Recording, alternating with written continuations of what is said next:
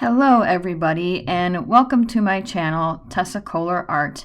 I'm Tessa Kohler, and in this tutorial I'm going to demonstrate and teach you guys how I emit and capture emotion in my drawings. I'm going to be using two different mediums, as you can see, pencil and charcoal. We're starting with pencil here, and I'm going to talk to you guys about how I go about expressing and showing emotion in my portraits. What I like about pencil is that you can really create a lot of different textures, smooth and rough textures. And you can also, with the right techniques, create some very interesting effects, but also effects that are supposed to have a purpose and give your drawing more life. When it comes to emitting emotion, emotions are all in the eyes. Of course, they're in the expressions of faces too, but really, emotions are seen in our eyes. How when we get really upset or sad, or even when we're laughing really hard or really happy, our eyes start to tear up and become very light reflective. When I draw eyes specifically, I make sure to emphasize those specks of light and reflections within the eyes, because when we are expressing emotion, our eyes glisten, they sparkle, they look glossy or glassy, whatever term you want to use to describe that. Our eyes are very watery, and so I make sure that I'm emphasizing those details. At this stage of the drawing, I will pull out my X-Acto Blade and my eraser stick and create more highlights and specks of light within the eye and around the eye. Really, it's about contrast here. You want a nice broad range of values, but contrast is what really is going to bring out that emotion that you're trying to capture. Those specks of light should be dramatic. Perhaps this is what is so challenging about drawing eyes. You're trying to maintain a broad value scale and an intense contrast and drama while creating very subtle details. And it's these details that will make your drawing more realistic. How you create these details, or recreate them, I should say, will speak volumes to how realistic your drawing will turn out. And this is what I love about the pencil medium, is you can go really bold or very, very light and subtle.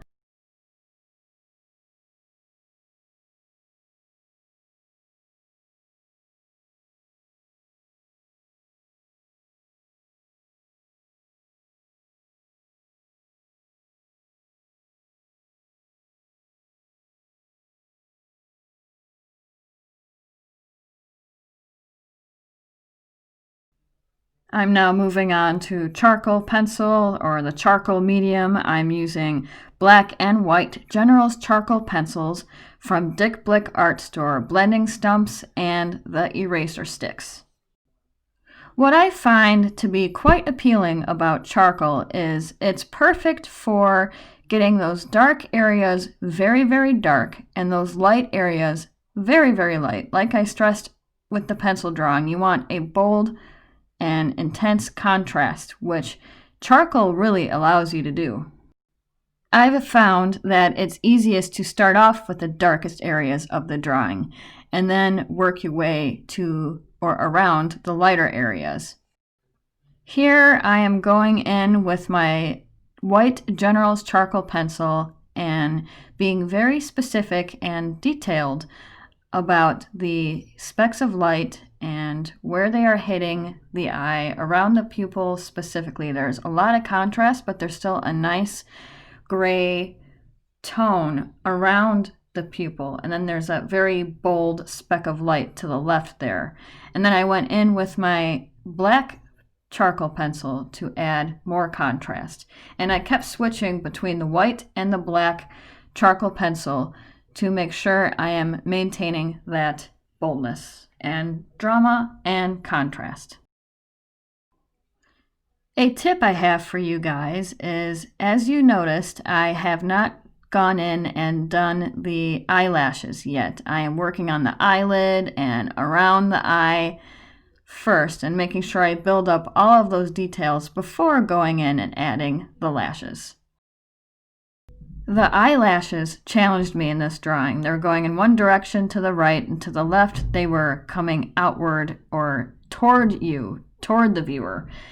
So I had to get those proportions and angles accurate.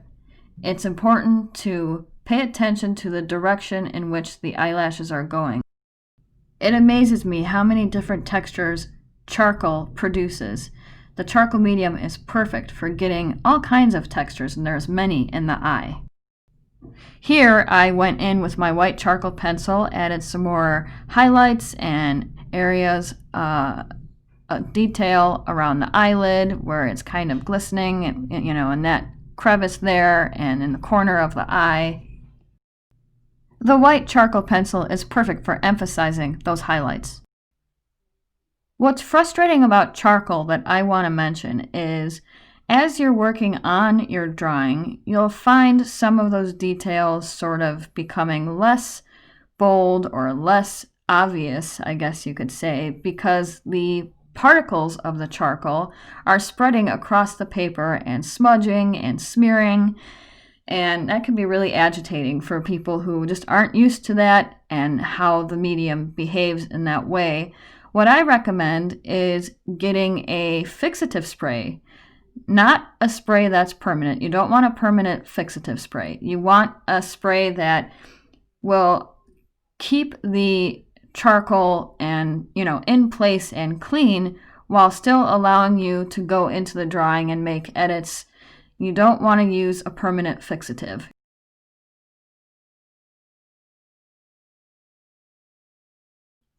Thank you for watching and following along if you did. In the description box below, I have linked the reference photo that I used, which I got from unsplash.com. It is uncopyrighted or non-copyrighted. I hope you like and subscribe so I can keep making these tutorials for you guys.